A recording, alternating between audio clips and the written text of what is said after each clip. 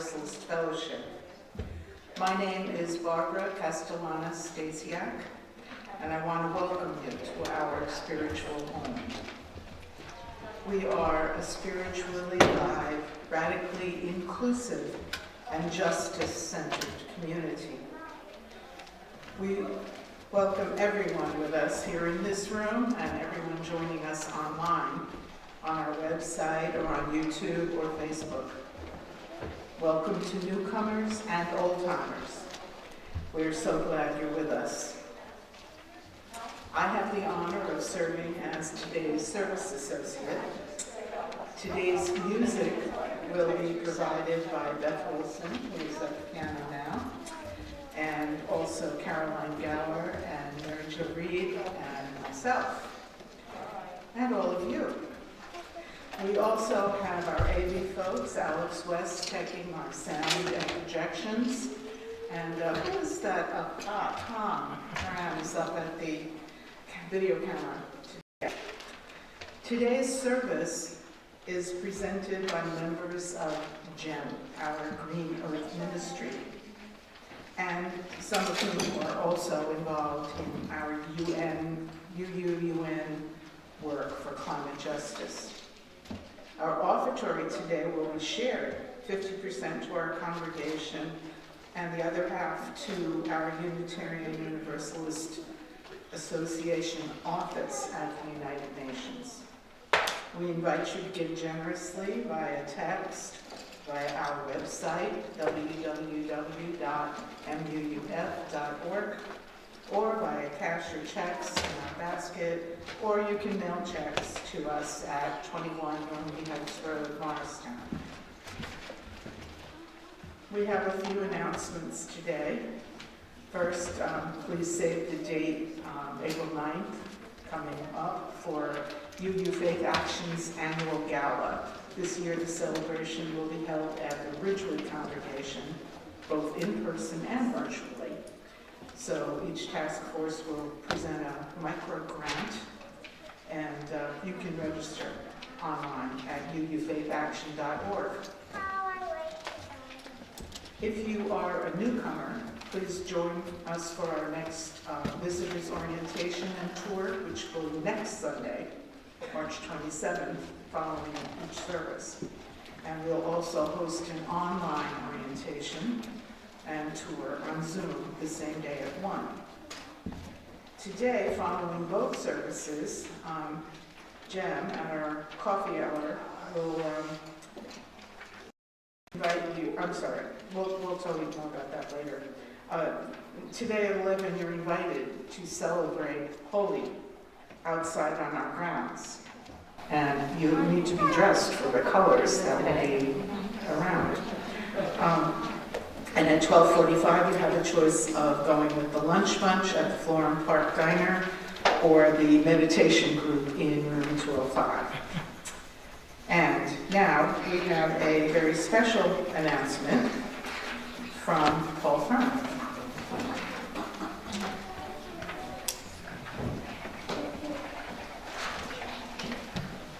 Thanks, Alex. Good morning. I am delighted to share a special announcement about our capital campaign, Deeper Roots, Wider Wings, Moving Forward. Our planned edition fits, we thought, with today's theme, with our aspirations for inclusion and for green design. Just think, accessibility, solar electricity, heat pumps with zero emissions, returning our stormwater to the ground. So thank you, Jem, and the UUNO team for working with the Gateways team in the background before and educating us even more here today. We're delighted to be here with you. We are so close to funding this amazing edition. Since last September, we've raised a total of 3.6 of the 4 million additional funds needed to build this building. So thank you so much for all of your contributions. It's amazing. Your generosity and your growing pledges are really, we're right on track to reach our goal. And I want to thank, we have a campaign team, obviously, who visited you all, and thanks to them so much for all their hard work. Our goal is to complete all our member visits in the next couple of weeks. So if you have not, or when you hear from our volunteers, please get right back to them, and thank you for your generous pledge. So we're really focused on just this last 4% of fundraising, around $300,000, which is amazing to think where we started and where we are. So every donation is critical, and it's really going to be putting us on track to do more repairs to this mansion, these really significant repairs, our additional environmental features in our addition, and just to put us on a path for now and into the future. So thank you.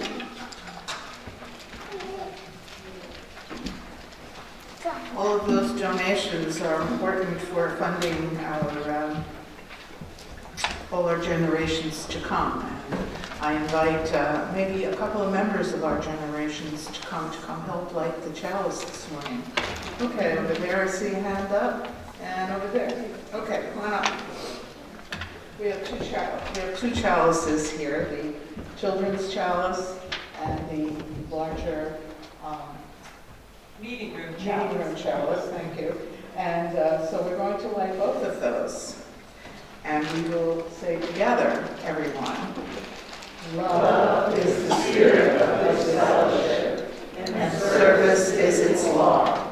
This is our great covenant, to dwell together in peace, to seek the truth in love, and to help one another.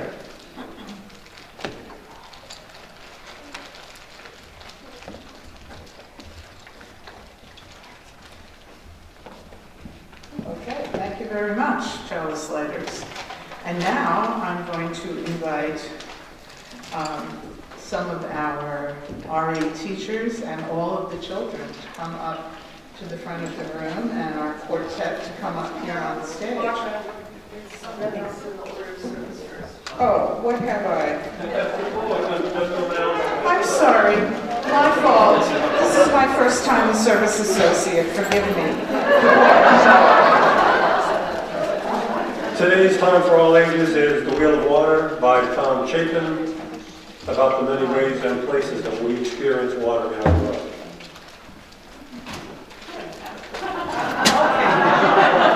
Now will all the children come up. And so the teachers. Quartet come up there.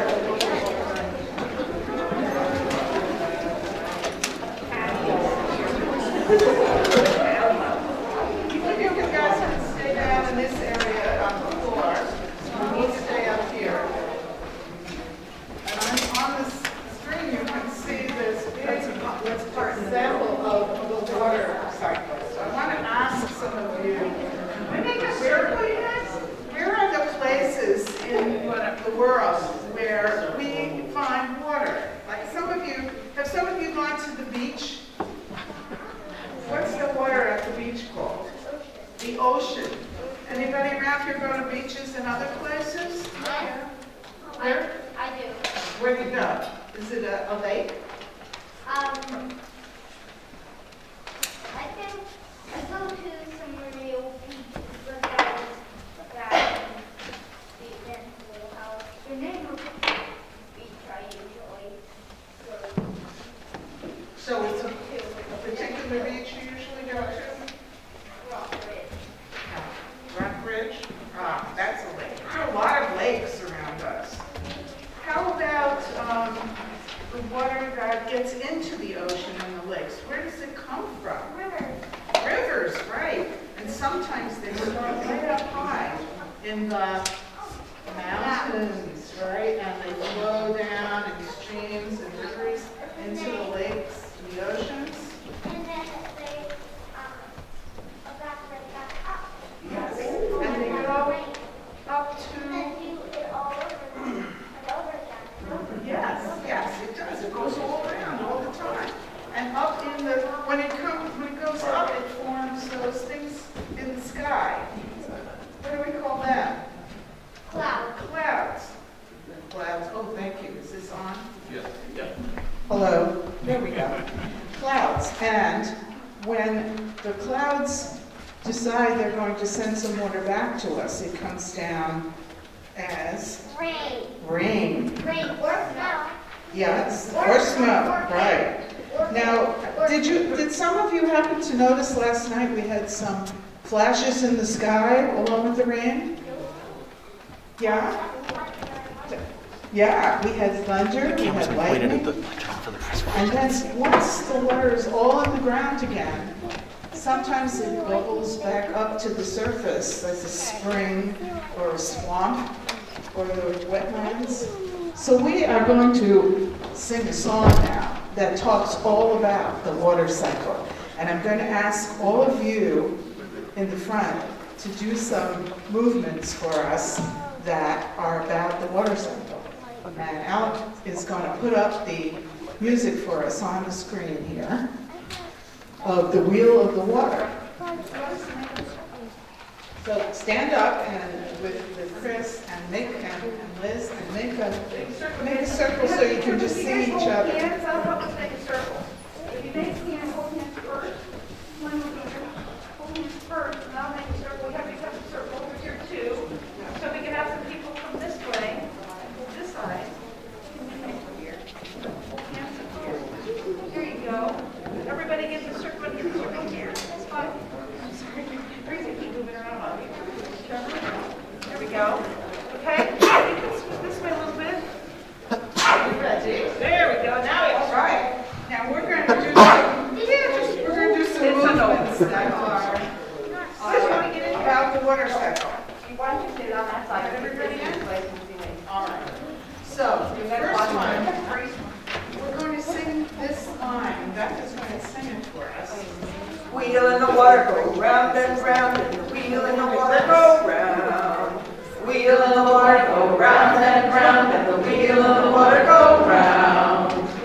And then we sing about the water coming down from mountains. Water flow down, down, trickle, trickle down, down to the ocean, trickle, trickle down. Water flow down, down, trickle, trickle down, down to the ocean, trickle, trickle down. And then we're going to sing next about the vapors. See the vapors rise, see them cloud the sky. See the vapors rise, see them cloud the skies. And then we'll think about what the clouds do. Now this one we got to make some noise. Clouds rain down.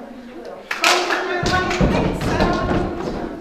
Clouds rain down. Thunder and lightning sound. And then at the very end, the springs will bubble up. Springs, bubble, bubble up. Springs, bubble, bubble up. Springs, bubble, bubble up. Springs, bubble, bubble up. Okay, now we're going to put all this together. All of you out there, please help us sing. How about you sing all of this? I will explain it right now. So, first we are going to sing each part one at a time. But the bottom part keeps going the whole time. So Beth will lead section 1 right here, the front of this side, and the front of the congregation over there. And Mary Jo will lead us in the water flow down over here on this side, front, and this side. Then, see the vapors will be back and over there, number 3, and number 4 will be clouds rain down, which is number 4 over there. And then those of you up at the top will sing number 5, springs bubble up. So you gotta watch. We're gonna sing it, we'll lead it, we repeat it. We do one at a time, then we start adding them in. So after we've done one at a time, we will add in group 1, then group 2 one keeps singing, group 2 comes in, then 3 adds on, then 4 adds on, then 5 adds on, and everybody is singing. And then we close off 5, we close off 4, we close off 3, we close off 2, and we end with just the wheel of the water. Let's see if we can do that.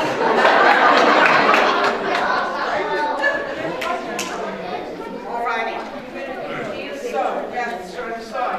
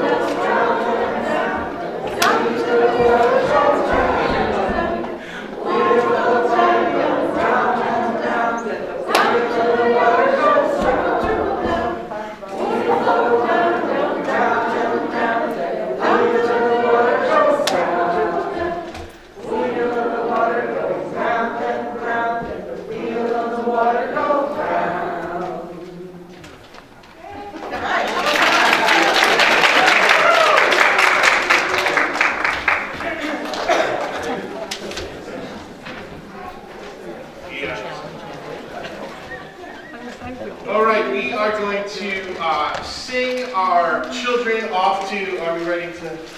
Okay. All right, there we go. We're gonna sing you up. Before you guys leave, I want, can I have a third grader volunteer who's in third grade? Alex, come up here. I want you to carry the children's chalice. We lit the children's chalice, and we're gonna continue to do this because our children's RE program is not a separate program, but it's a continuation of our time here together. So we are bringing that with us. So Alice, you lead off, the girls will sing us out, and we'll go to our classes down and otherwise, okay? Do what? From you I receive, to you I give, together we share, and from this we live. From you I receive, to you.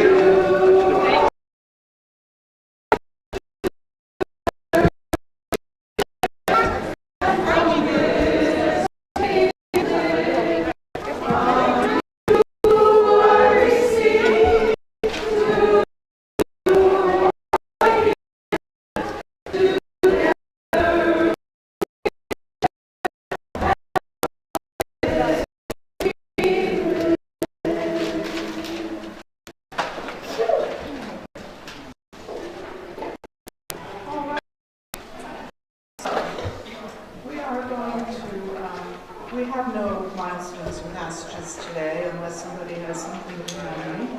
So we are going to go right to our offertory this morning. Again, it is split between the fellowship and the UNO office. And you can donate via text to 73256 with the keyword MUF, followed by the dollar amount. And you can also go to our website at muff.org. Okay, choir, we're singing now. Again, The Water is Wide is a song that you may know as a love song, but remember that the people that we love in the world, they can be our partners, our children, our families, our community, our whole world. So the water is indeed wide.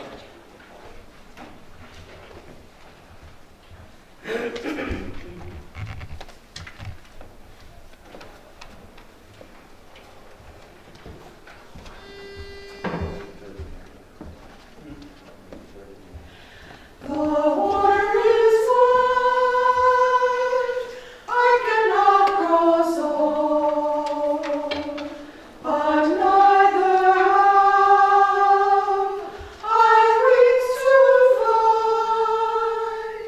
Build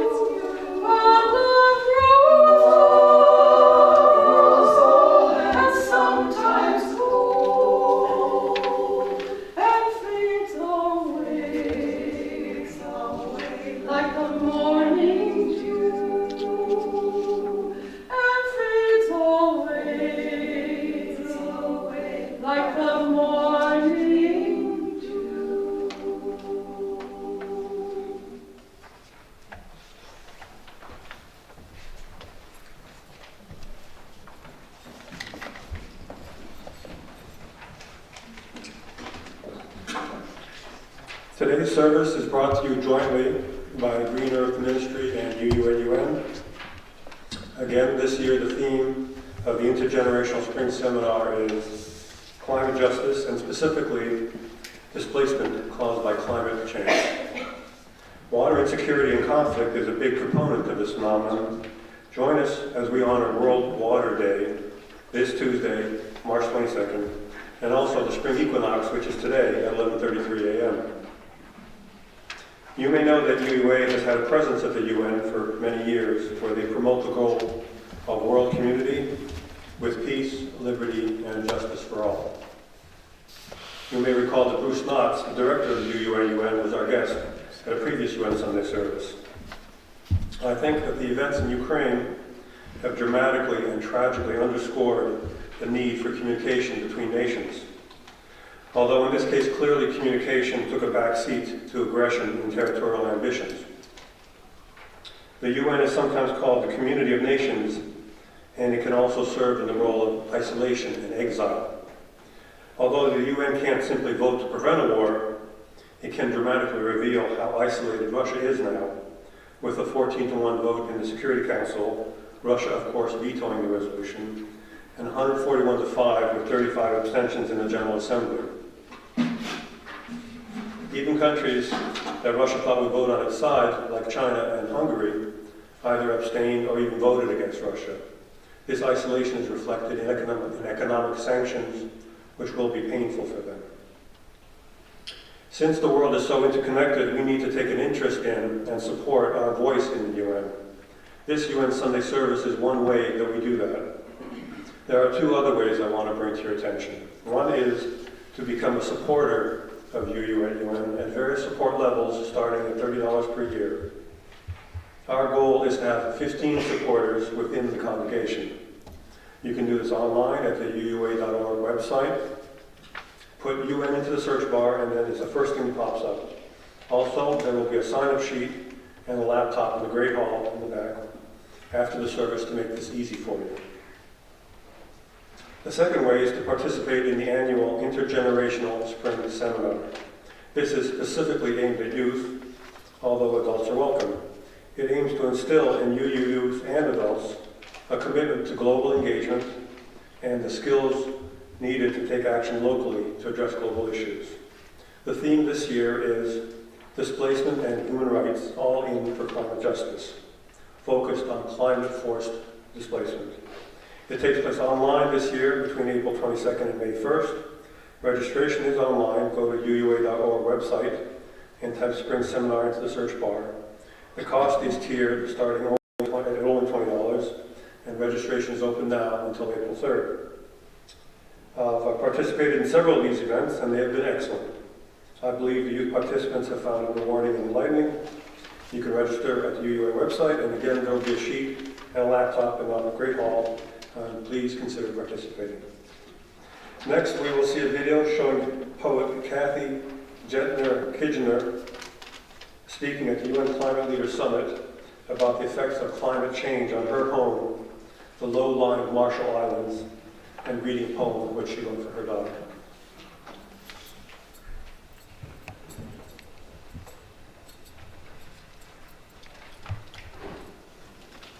Our next speaker was selected from more than 500 candidates to represent the voice of civil society.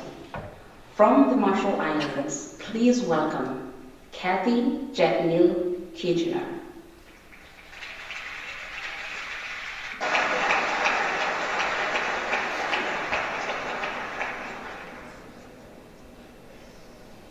Yabreko Mode. My family and I have traveled a long way to be here today, all the way from the Marshall Islands.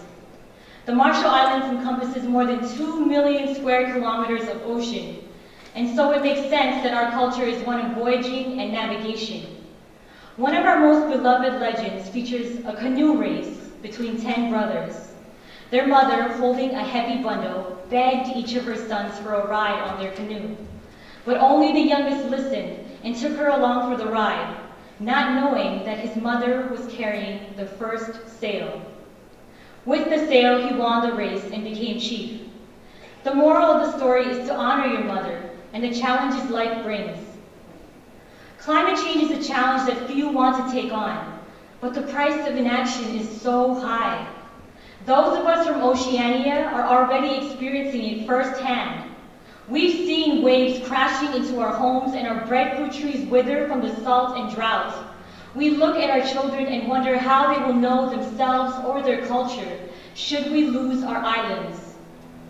Climate change affects not only us islanders, it threatens the entire world. To tackle it, we need a radical change of course. This isn't easy, I know. It means ending carbon pollution within my lifetime. It means supporting those of us most affected to prepare for unavoidable climate impacts. And it means taking responsibility for irreversible loss and damage caused by greenhouse gas emissions. The people who support this movement are Indigenous mothers like me, families like mine, and millions more, standing up for the changes needed and working to make them happen. I ask world leaders to take us all along on your ride. We won't slow you down. We'll help you win the most important race of all, the race to save humanity. I would now like to share with you a poem that I have written for my daughter, Montefele Beno.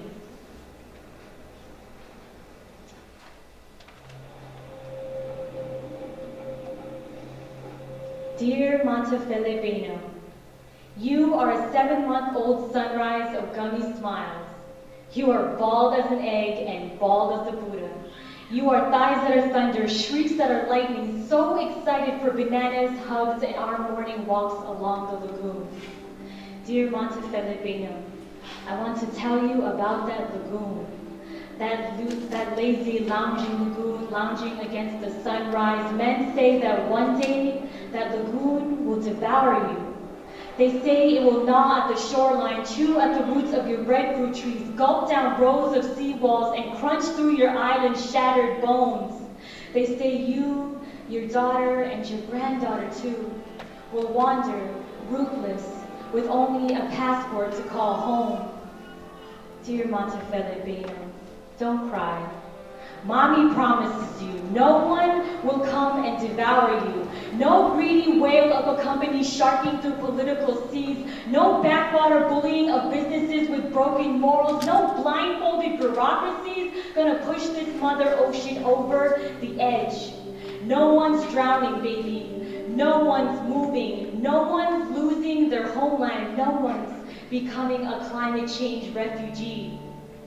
Or should I say, no one else. To the Carteret Islanders of Papua New Guinea and to the Taro Islanders of Fiji, I take this moment to apologize to you.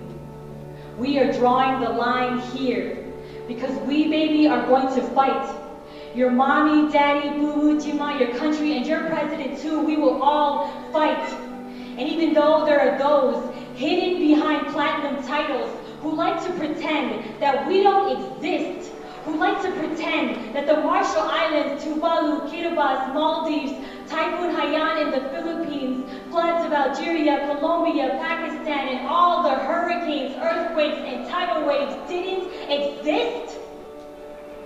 Still, there are those who see us, hands reaching out, fists raising up, banners unfurling, megaphones booming, and we are canoes blocking coast ships. We are the radiance of solar villages.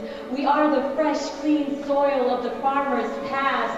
We are teenagers, blooming petitions. We are families, biking, recycling, reusing, engineers, building, dreaming, designing, artists, painting, dancing, writing, and we are spreading the word. And there are thousands out on the streets, marching hand in hand, chanting for change now. And they're marching for you, baby. They're marching for us. Because we deserve to do more than just survive. We deserve to thrive. Dear Montefele Beno, your eyes heavy with drowsy weight. So just close those eyes and sleep in peace. Because we won't let you down. You'll see.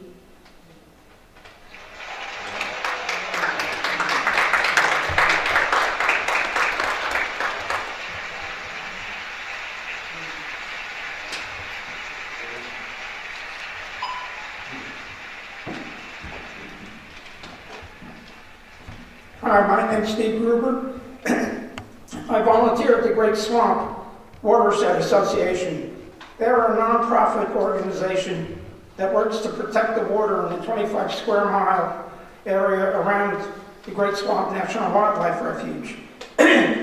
Excuse me. It's important to protect the water around the refuge so the plants and wildlife won't be harmed by polluted water, and then we wouldn't have a refuge. Also, there are a lot of homes in the area that have wells, so the water quality is important. Water is the most important thing that humans, animals, and plants need, and its purity is important.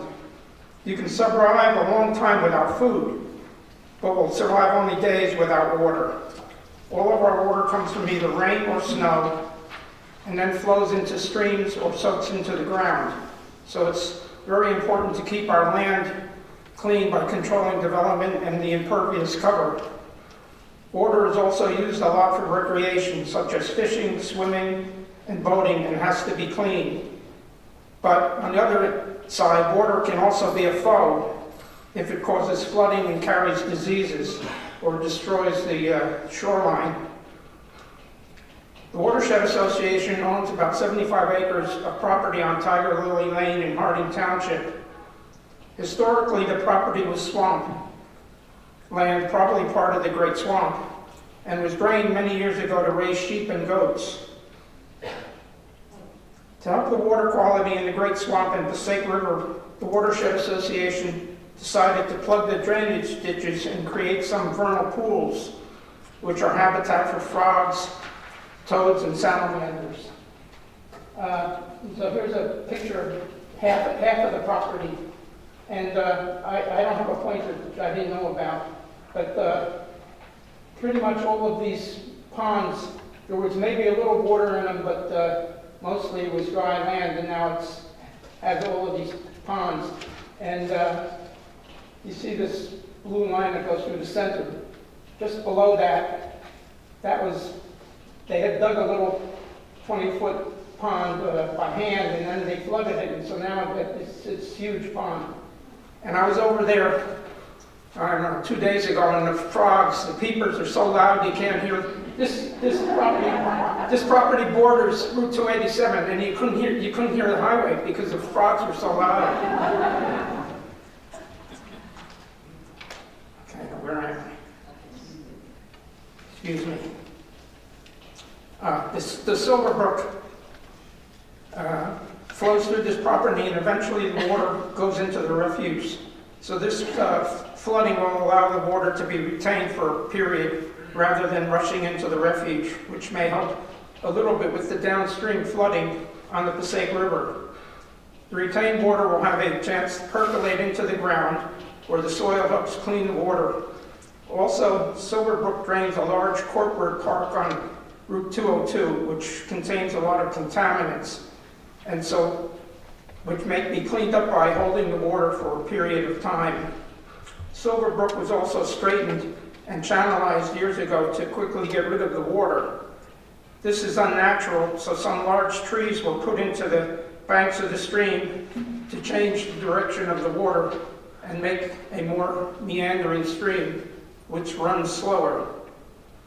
In 1995, the Watershed Association realized that they were protecting the land around the refuge, but they weren't monitoring the water quality that was going into the refuge. So the 10 towns around the refuge were organized as a 10 towns committee and started to monitor water quality. This water quality in the five streams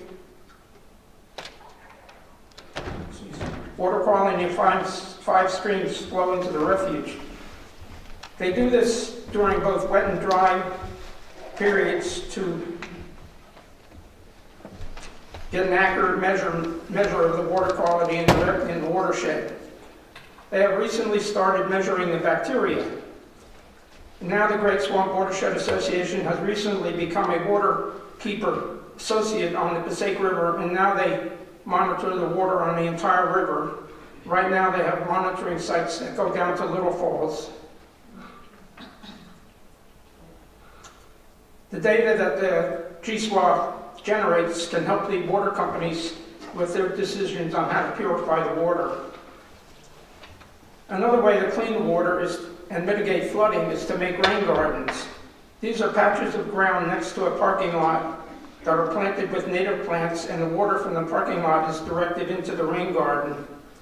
Rain gardens can also be created on your own properties and connected to the gutters on your home to drain your roof into the garden instead of onto the ground or street. The Watershed Association has helped install rain gardens in the Wantica Brook Reservation, Madison and Patterson, and probably down in Newark. I'm not quite sure what they're doing down there. Take your families to the Great Swamp Watershed Association property and to the Great Swamp National Wildlife Refuge to see this nice water that helps animals and plants. Thank you.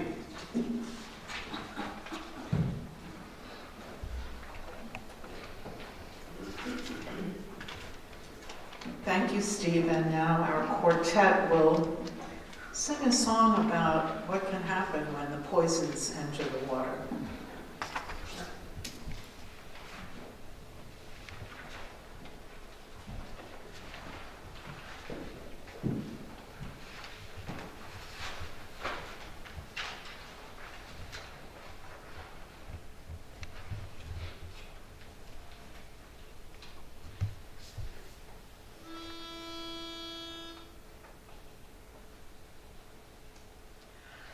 I come from the mountains, Kentucky's my home, where the wild deer and the black bear so lately did roam. By cool rushing waterfalls, the wildflowers stream, and through every green valley there runs a clear stream. Now there's seeds of destruction on every hand, and there's only black waters run down through my land. Sad scenes of destruction on every hand. Black waters run down through our land.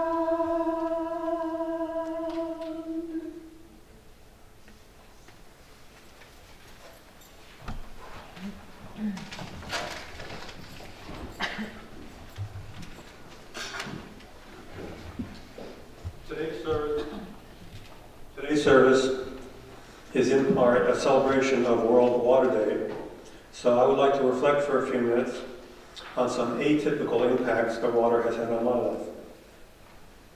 As many of you know, I have been interested in tiny houses and minimalist living for a long time. However, I found myself in the usual resource-intensive 4-bedroom house in the suburbs commuting to work lifestyle. But then in the past several years, I went through 2 nearly simultaneous life events which changed that totally, namely a divorce and retirement. That left me with the autonomy and the resources to do whatever I damn well pleased. Also, I was gifted an old, well-worn, but still running RV. So for the past 3 years, I've had my RV parked at a swim club that has a few sites for visitors. The plumbing is all above ground, so running water is shut off from November to April, almost half the year. Consequently, during those months, I carry my water in using gallon jugs. Here is a picture of a water run last winter when I couldn't even drive all the way to my place, but had to snowshoe the last 250 yards. Here is a week's supply of water, including 2 empties on the floor. I've learned to make do with this much for most of my needs while the running water is off. If I need hot water, I heat it in the microwave. I've learned how wasteful my erstwhile lifestyle was, and also how heavy water is. 8.34 pounds per gallon, in fact. Before you get too sympathetic to my situation, I have to say that I have access to the main house at the swim club, where the owner lives all year round, where I could take showers, wash clothes, and fill my jugs. Truly going cold turkey on modern conveniences would be a lot harder, and I doubt that I could tolerate that. Now, 2 Sundays ago, Allison spoke about a just war and mentioned that one of the several causes of the Ukraine war was, we can get rid of that, Alex. One of the causes of the Ukraine war is, in fact, a struggle over water. Specifically, the Crimea region of Ukraine, which had been a highly productive breadbasket in prior decades, has been becoming more and more arid and relied on a canal to carry water from the Dnieper River to irrigate fields in Crimea. And since the forcible annexation of Crimea in 2014 during a previous aggression, this source had been cut off. As a result, the production of wheat is down 90% from its peak, and one rationale for the Russian invasion was to forcibly restore the flow and thereby wheat production. This observation brought to my mind another time several years ago when Allison had spoken about water scarcity and how that motivates conflict around the world. That sermon coincided with an upcoming trip at that time to visit my daughter, Katisa, who was living in Doha, Qatar at the time, one of the United Arab Emirates. I also had planned to visit relatives in Haifa, Israel, in the home of Technion University, and so I decided to learn more about desalination by meeting with scientists on the ground there in the Middle East. Here is a graphic showing how desalination works. There we go. So salt water is drawn from the ocean and boiled. The energy can be heat from burning fuel, or it can be solar. Then the steam is condensed into fresh water, and the leftover salt is returned to the ocean. And the seawater desalination process commercialized by Alexander Zarkin, ironically, a Ukrainian-born Israeli engineer, in 1965. In the weeks preceding my trip, I was able to make contact with friendly scientists at Doha University and at Technion to arrange a short visit to talk about desalination. I was very open with them that I had no projects in mind, no information to contribute, that I was just a tourist. However, they were passionate about their field and happy to chat. I ended up spending a couple of hours at both places and learned a lot of interesting facts, which I mostly forgot. However, the most memorable statement was from the Israeli scientist. He said, paraphrasing, "We live in a very dry place and are surrounded by enemies. However, water is not a big security issue because of desalination. We have plenty of water." And indeed, here's a quote from Scientific American in 2016. Quote, "Israel now gets 55% of its domestic water from desalination, and that has helped turn one of the world's driest countries into the unlikeliest of water giants." Coincidentally, and I didn't know it when I planned my trip, one of my relatives in Haifa was able to show me another way that Israel uses water wisely. This gentleman was a farmer who practices drip irrigation. His land is covered with light cloth to trap evaporation but allow sunlight through. The entire field was covered with pipes and hoses which led directly to each plant. With soil, moisture, and temperature sensors and computers, he was able to deliver exactly the optimum water needed for each plant individually, wasting almost none. This was high-tech, intensive, high-yield agriculture. Ironically, he grows zucchinis, which I hate, but I didn't tell him that. So I wanted to tell you about some of the ways that water has played a role in my life, which is maybe different from most people's experience. For half the year, I live in a condition which many people would call third world level water scarcity. However, for me, it's a choice. I do it because it's an oddly enjoyable adventure, and I like having a low resource footprint. But I do retreat to the clubhouse for showers, etc. For me, it's scarcity, but not insecurity. I'm also a big fan of and believer in clever technological solutions. I wanted to give you a few examples of already successful technologies around water sources and usage, which might mitigate the negative impacts of climate change, which I believe is inevitable and already baked in the cake. My approach to climate change is accommodation, doing what we can to minimize further climate change to be sure, but retreating from areas which will become unlivable in a clear-eyed and controlled way that spreads and minimizes the pain. Not all climate-induced displacement has to be a tragedy. Some could happen as a managed crisis in as just and compassionate ways possible, given resources and will.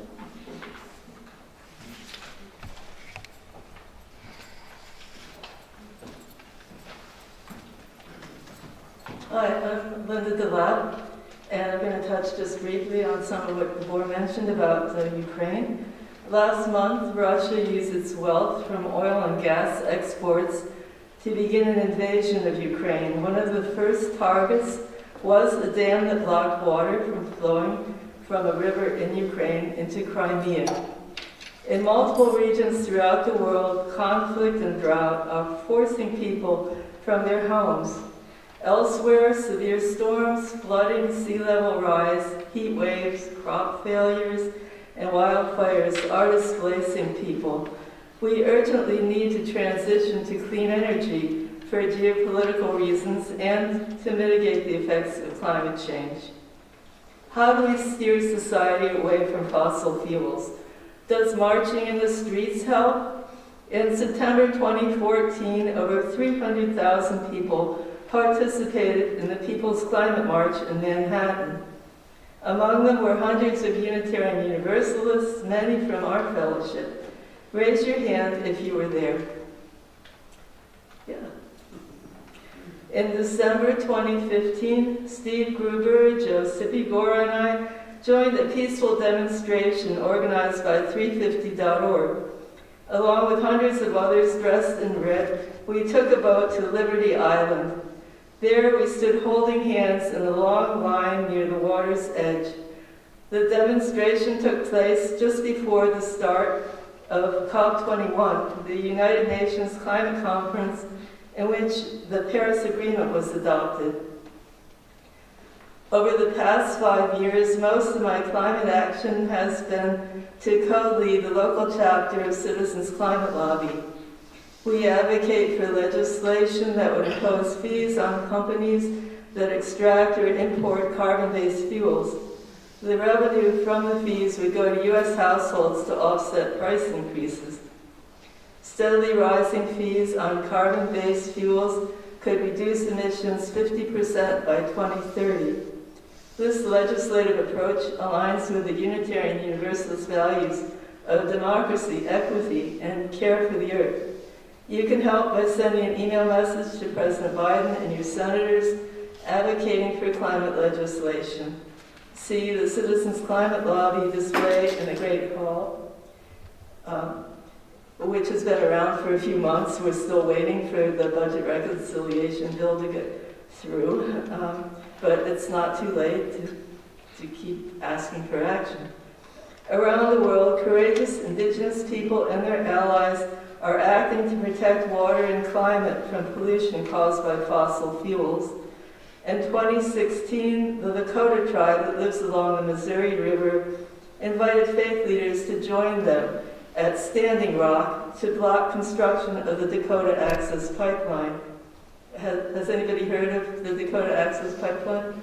Okay, quite a few people have heard of it. These water protectors, among them our own Reverend Allison Miller and her husband, David Snedden, proclaimed water is life.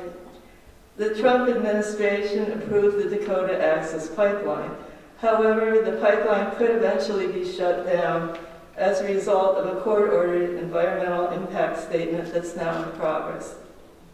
Another pipeline, called Line 3, was a more recent target of indigenous activists in Minnesota. In the anthology, All We Can Save, I've got the book here, but I forgot to bring it up, Tara Hauska, an Anishinaabe woman, writes about her experience as a frontline representative opposing construction of Line 3. I'll end my reflection by reading two passages from her essay, Sacred Resistance. Some of us leave the land to bring our case to the financiers of the industry we oppose. I remind corporate heads that they drink water and breathe air, as awkward as it can be to remind a person of their own humanity. It has proven exceedingly effective to bring indigenous rights and the voice of the land into these spaces. Indigenous advocacy brings a collision of values across a polished desk. And finally she writes, the sacred is all around us, always. The sacred is in each of our bodies, a miracle of life and water and earth. It is present in every object we touch, every wall and window we somehow believe separate us from our mother. We each hold the beauty of creation in every fiber of our being. We are never far from the answer to the problem that we have created. It is within each of us. That last sentence gives me hope. The answer to the problem of climate change is within all of us when we promote accountability and justice.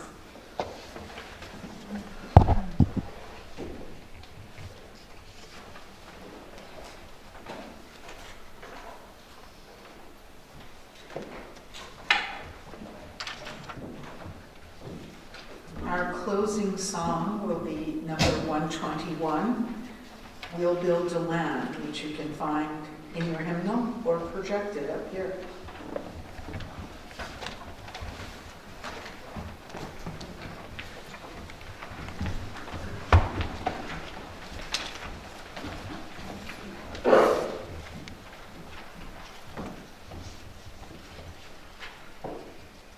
The new books don't stay old so well. We'll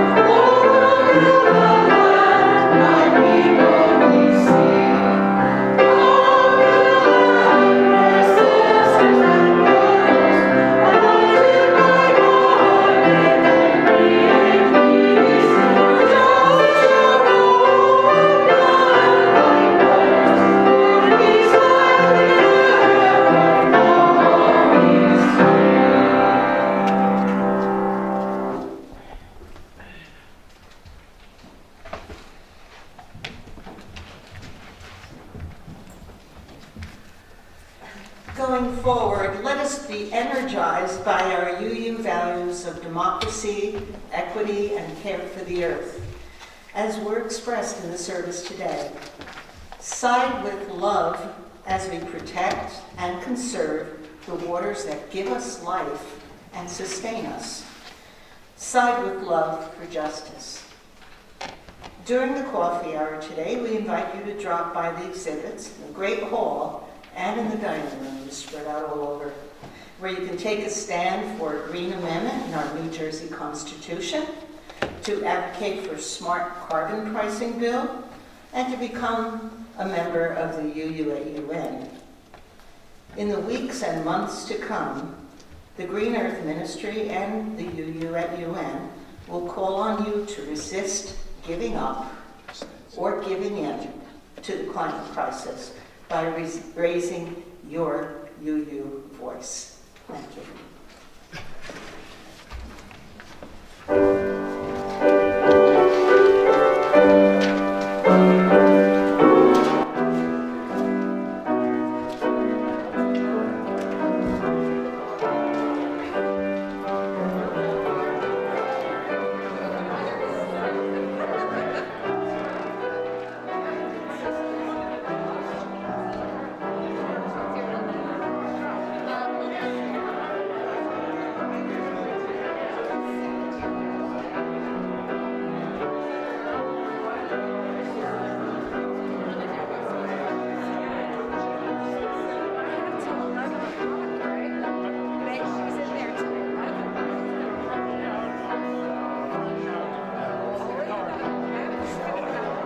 Thinking about it.